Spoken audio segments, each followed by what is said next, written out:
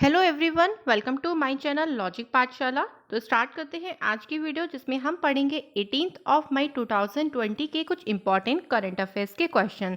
आप सबको इस वीडियो का जो पीडीएफ लिंक है वो डिस्क्रिप्शन बॉक्स में मिल जाएगा। वहां से आप लिंक खोलेंगे तो आपको वहां से पीडीएफ मिल जाएगा, तो देख सकते हैं वहां पर भी।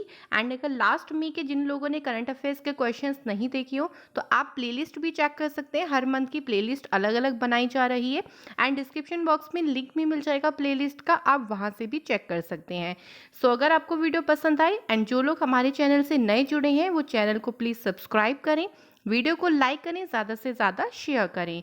तो स्टार्ट करते हैं करंट अफेयर्स के इंपॉर्टेंट क्वेश्चन एंड देखते हैं आज की वीडियो का पहला क्वेश्चन क्या है। देखिए हमारे पास फर्स्ट क्वेश्चन है आज का।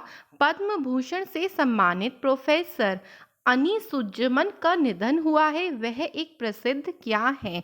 तो हाल ही में अभी एक प्रोफेसर हैं जिनका नाम अनी सुज्जमन है।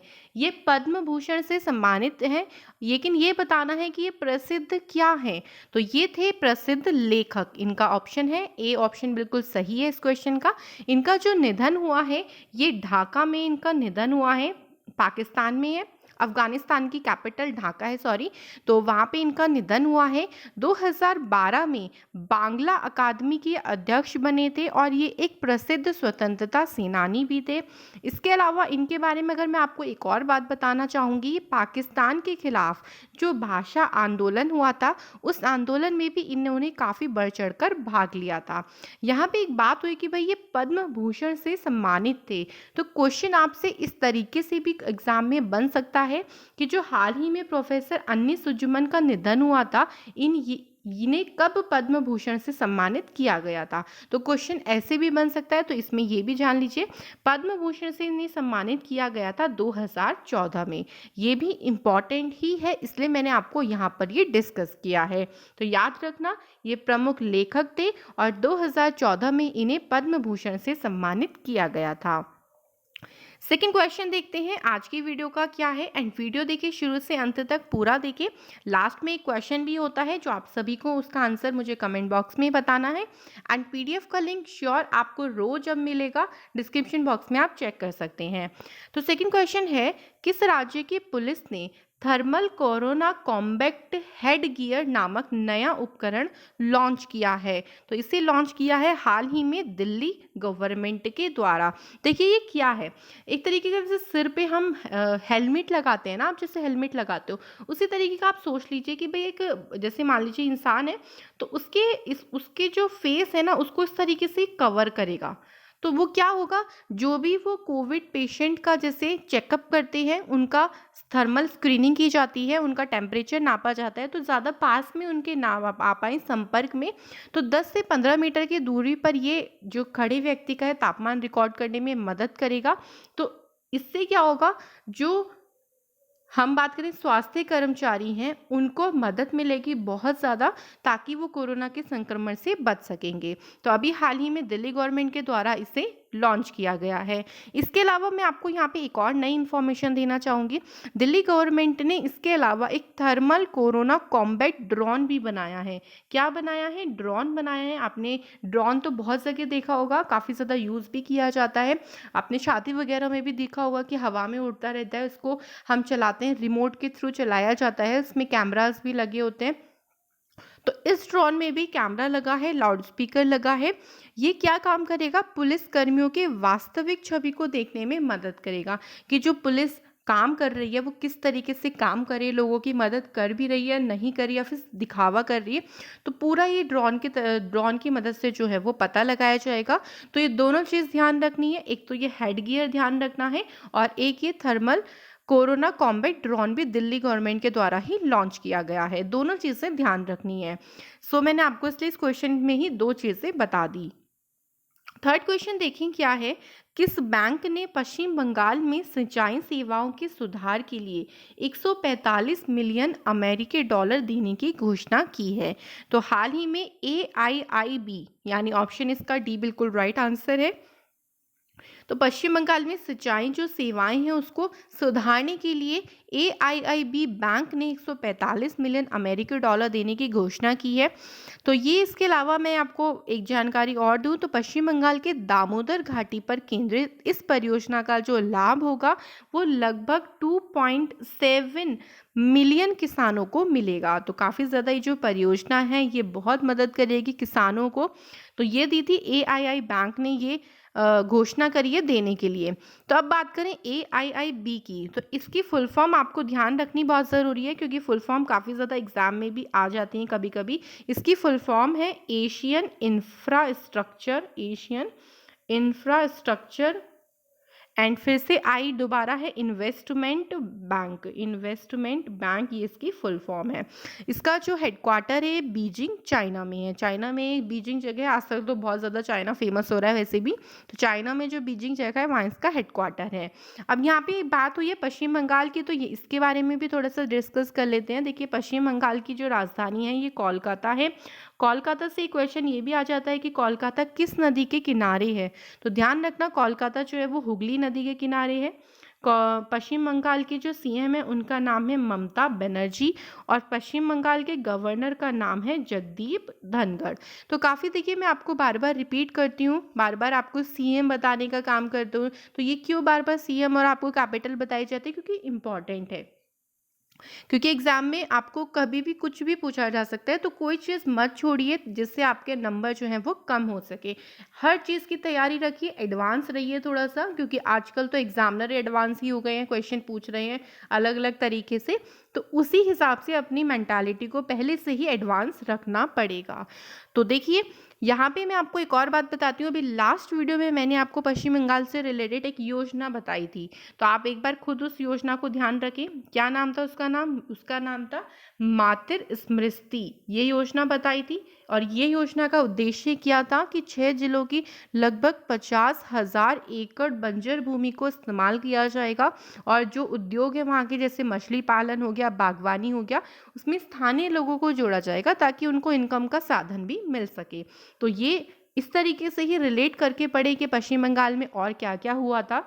तो इससे क्या होगा, रिवीजन भी होगा, और अगर नहीं ध्यान है तो आप एक बार ज़रूर देखोगे तो क्या होगा, उससे फिर आपको ध्यान आ जाएगा। तो आप पढ़ोगे बार बार चीज़ें तो ध्यान आ सकती हैं। अगला क्वेश्चन देखिए, 4th क्वेश्चन क्या है, सिक्किम राज्य ने 16 मई को अपना कौन सा स्थापना दिवस मनाया। तो क्वेश्चन में ही एक क्वेश्चन ये छुपा है कि भाई सिक्किम राज्य अपना स्थापना दिवस कब मनाता है, तो 16 मई को मनाता है। ये भी क्वेश्चन इस तरीके से बन सकता है। और इस बार जो स्थापना दिवस मनाया था वो 45वां स्थापना दिवस मनाया था। जो सिक्किम राज्य बना था ये 16 मई 1975 को सिक्किम भारत का 22वां राज्य बना था। ये भी ध्यान रखें कि सिक्किम भारत का कौन से नंबर का राज्य है, तो 22वें नंबर का राज्य है। और 16 मई को अभी हाल ही में सिक्किम ने 45वां स्थापना दिवस अपना बनाया है। बात हुई है देखिए सिक्किम की, तो सिक्किम की राजधानी है गंगटोक। सिक्किम के CM का नाम है प्रेम सिंह तमाम। मैं यहाँ पे लिख रही हूँ, आप एक बार देख सकते हैं, प्रेम सिंह तमाम यहाँ के CM है यानी मुख्यमंत्री है, और गवर्नर का नाम है गंगा प्रसाद। तो बहुत ही ज़्यादा इंपॉर्टेंट क्वेश्चन ये आपके सभी के एग्जाम के लिए। अगला क्वेश्चन देखिए, डिजिटल प्रणाली के माध्यम से अर्जुन मुंडा ने आदिवासी युवाओं के लिए किस नाम से पहल की शुरुआत की है। तो जो आदिवासी युवा वर्ग हैं उनके लिए अभी एक पहल शुरू करी है जिसका नाम है गोल। तो इसका आंसर है ऑप्शन नंबर C। देखिए गोल की फुल फॉर्म ध्यान रखें, क्या पता एग्जाम में यही पूछ लिया जाए, गोइंग ऑनलाइन एज लीडर्स। ये क्या है, इसकी फुल फॉर्म है इस पहल की। ये जो पहल है क्या काम करेगी, तो लगभग 5,000 से अधिक जो आदिवासी युवा हैं उन्हें सशक्त बनाने का काम करेगी। इसके अलावा जो मधुमक्खी पालन है, औषधि जड़ी बूटियां, बागवानी आदि के बारे में ज्ञान प्रदान करेगी कि भाई आप किस तरीके से इन सब जो छोटे छोटे उद्योग हैं, जो छोटे छोटे काम आप कर सकते हो वो कैसे करोगे। तो इन सब के बारे में शिक्षित किया जाएगा जो आदिवासी युवाएं हैं, और उसके लिए कार्यक्रम चलाया गया है गोल। तो ध्यान रखना है ये क्वेश्चन, ऐसे ऐसे क्वेश्चन देखिए बहुत ज़्यादा इंपॉर्टेंट बन जाते हैं एग्जाम के लिए। तो इसलिए मैं आपको बार बार कहती हूँ कि जो चीज़ें एग्जाम के लिए इंपॉर्टेंट है उसको बिल्कुल भी ना छोड़े। अभी यहाँ देखिए एक ऑप्शन है होप। तो मैंने आपको होप से बताया कि जो होप पोर्टल है ये उत्तराखंड के गवर्नमेंट के द्वारा लॉन्च किया गया था। इसकी फुल फॉर्म है हेल्पिंग आउट पीपल एवरीवेयर, यानी जितने भी प्रशिक्षित युवाएं हैं उनको रोजगार के अवसर दिए जाएंगे। सिर्फ उत्तराखंड के लोगों को ही नहीं बल्कि आसपास के जितने भी क्षेत्र हैं सभी के लोगों को इसमें शामिल किया जाएगा।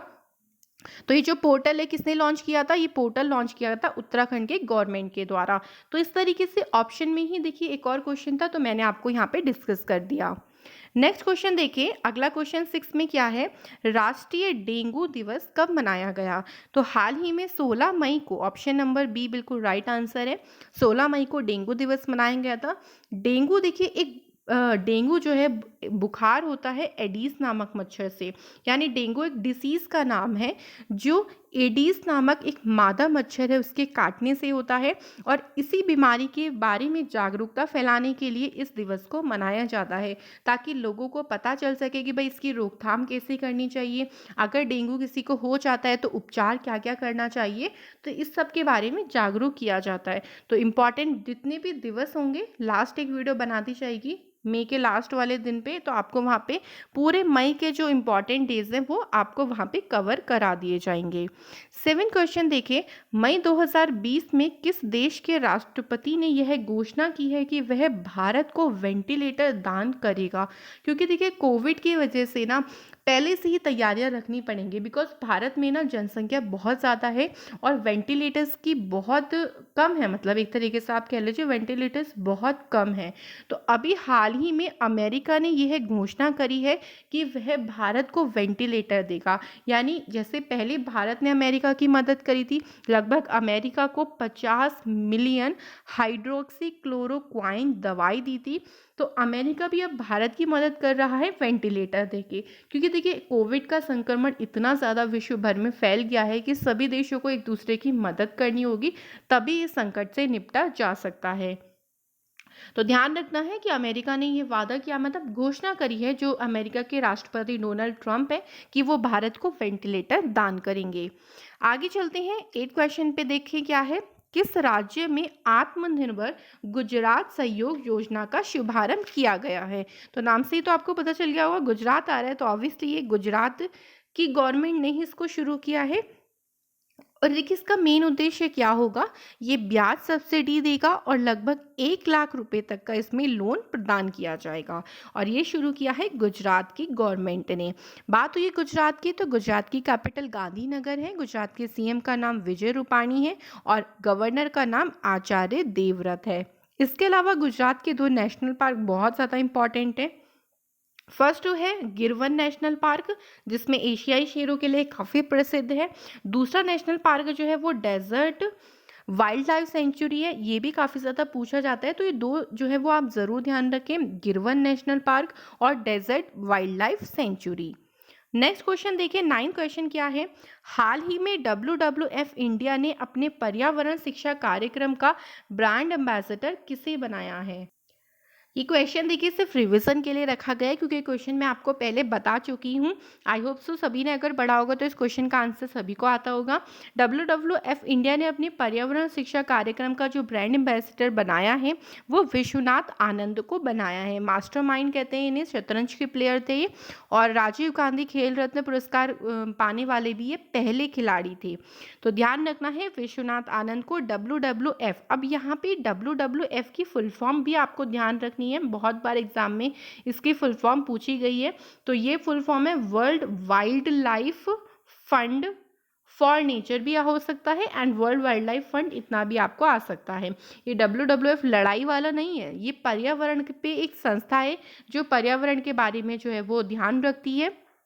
इसकी शुरुआत 1961 में हुई थी और इसका हेडक्वार्टर जो है वो ग्लैंड स्विट्जरलैंड में है। तो इस क्वेश्चन का आंसर था विश्वनाथ आनंद। एक बात यहाँ से मैं और बताना चाहूँगी कि करीना कपूर को भी हाल ही में प्यूमा का ब्रांड एम्बेसडर बनाया गया है, तो ये भी ध्यान रखें। अगला क्वेश्चन देखें, 10th क्वेश्चन क्या है। भारतीय रेलवे ने यात्रियों को ट्रेन में यात्रा करने के लिए किस ऐप को रखना अनिवार्य कर दिया है? क्योंकि देखिए इस टाइम पे काफ़ी ज़्यादा जो यात्री हैं, यानी जो प्रवासी मजदूर हैं, उनके लिए ट्रेन बहुत ज़्यादा चलाई जा रही है। तो इसलिए यहाँ पर बात हुई है कि कौन सी ऐप उनके पास होनी चाहिए। तो आरोग्य सेतु जो एप्लीकेशन है, ये उन यात्रियों के फ़ोन में डाउनलोड होनी अनिवार्य है। ये एक ट्रैकिंग ऐप है जो भारत की गवर्नमेंट के द्वारा बनाई गई थी, और इसने रिकॉर्ड भी बनाया था कि एक दिन में सबसे ज़्यादा डाउनलोड होने वाली ऐप कौन सी थी? आरोग्य सेतु थी। तो इंपॉर्टेंट क्वेश्चंस हैं, सारे ही क्वेश्चन देखिए बहुत इंपॉर्टेंट होते हैं, एक बार तो वीडियो ज़रूर देखें। आज का प्रश्न देखते हैं, क्योंकि वीडियो के 10 क्वेश्चन यहीं पे समाप्त होते हैं। देखते हैं आज का क्वेश्चन क्या है। किस निगम ने प्राणवायु कार्यक्रम शुरू किया है? बेंगलुरु, विशाखापट्टनम, अहमदाबाद या पंचकुला? ऑप्शन ज़रूर बताएं कमेंट बॉक्स में कौन सा सही होगा। एंड इस क्वेश्चन को अटैम्प्ट बिल्कुल करना ना भूलें, ज़रूर इस क्वेश्चन को सभी लोग अटैम्प्ट करें। लास्ट वीडियो के क्वेश्चन का आंसर देखते हैं, उसका क्वेश्चन का आंसर क्या है।